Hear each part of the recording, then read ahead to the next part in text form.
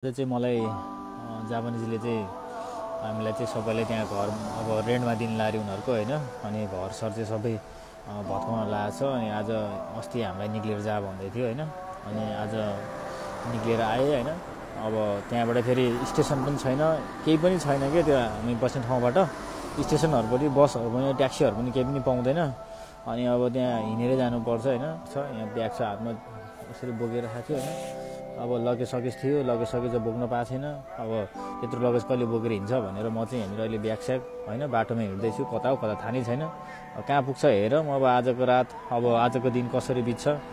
अब जापानिजले पनि अब तिमीहरूको चाहिँ यहाँ अहिले काम छैन, अब तिमीहरू चाहिँ जासुकै जा भनेपछि अब आफूसँग पैसा पनि छैन, केही पनि छैन। अहिले यस्तो अवस्था छ। झन् यस्तो अवस्थामा अहिले गाह्रोमा झन् पीडा मान्छेलाई झन् पीडित हुँदो रहेछ के पीडा भएको मान्छेलाई हैन। के भन्नु अब हैन। अब यस्तै छ। अब जिन्दगी भनेको जापान आएपछि थाहा भयो।